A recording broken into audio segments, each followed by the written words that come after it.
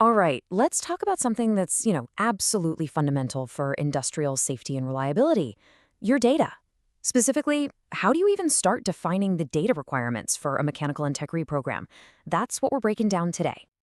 And this quote really hits the nail on the head. It all comes down to the data. But here's the thing. So many organizations find out the hard way that getting that initial strategy right is a huge, huge challenge. It's literally the foundation for everything else you're going to build. I mean, it can feel totally overwhelming, can it? You've got decades of records, maybe a bunch of different systems, all while you're trying to improve safety. Okay, let's cut through the noise. We're going to build a clear, actionable plan. Right here, right now.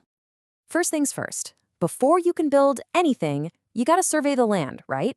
That means the absolute first step is a realistic and, I mean, honest look at the quality of the data you have right now. And your data is probably going to fall into one of these three buckets, or tiers. Knowing which one you're in is so important. Is your data all digital, clean, ready to rock? Or is it, collecting dust in filing cabinets? Because that answer is going to have a massive impact on your project scope, your timeline, and yeah, your budget. And this chart, it just lays it all out perfectly. Look at the difference in effort here. We're talking maybe 15, 20 minutes per asset if you've got clean Tier 1 data. But if you're in Tiers 3 territory with scattered records, that number blows up to 2 hours or even more per asset. This is exactly why that initial assessment is it's not optional. Okay, so once you have a really clear picture of where you're starting from, the next big thing is to define your goal.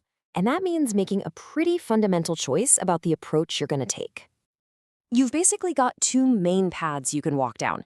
On one hand, you have a simpler, time-based program. It's all about inspection schedules, and it's way faster to get up and running. On the other hand, you've got the more complex but way more powerful risk-based inspection program. You'll hear people call it RBI. So if you go with that time-based approach, you're starting with a really manageable foundation.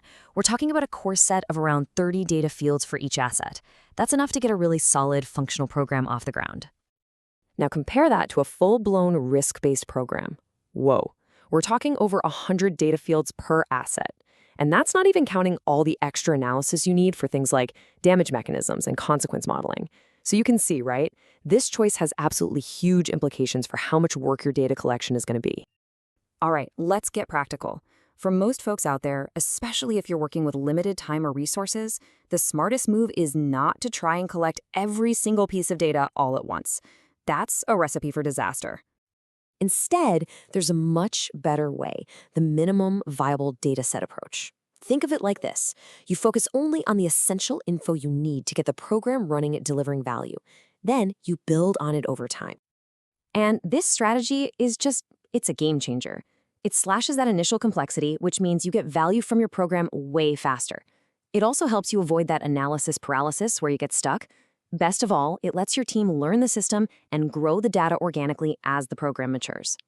And here's what's so cool about this. Remember those 30-ish data fields for a time-based program? It might sound like a lot, but look, they all fit neatly into just 4 logical categories. All of a sudden, that big, scary task feels a whole lot more manageable, doesn't it?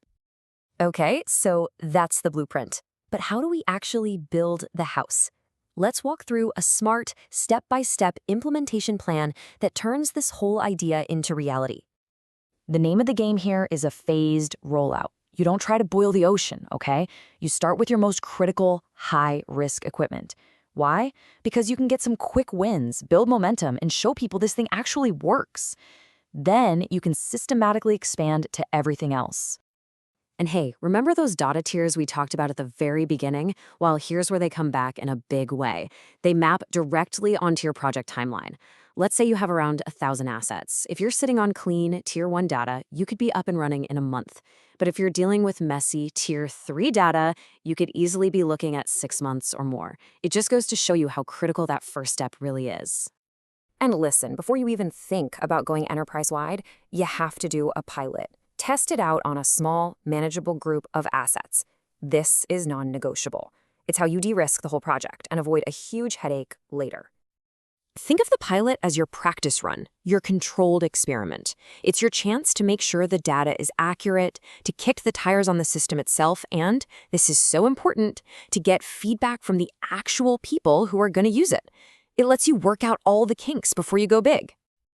Okay, let's zoom out for a second and tie all this back to the big picture. Because all this careful, meticulous data work, it's not just an IT project. The real goal here is operational excellence and, above all else, keeping people safe. And if there's one thing you take away from all this, let it be this quote right here. The most successful programs, they resist that temptation to just collect everything. Success comes from being disciplined and focused, collecting the information that directly helps you meet your goals.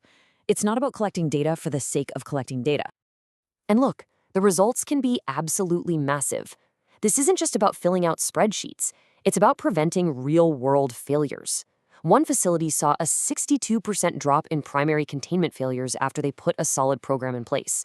I mean, think about that. That's a huge leap forward in safety and reliability. It proves that when you get this right, it makes a real difference. So, as we wrap this up, here's the question I want you to take back to your team. Is your data strategy actually building for success? Is that foundation you have strong enough to support the level of safety and reliability your facility absolutely demands? Because in the end, building that foundation, thoughtfully, deliberately, is the true first step to getting this right.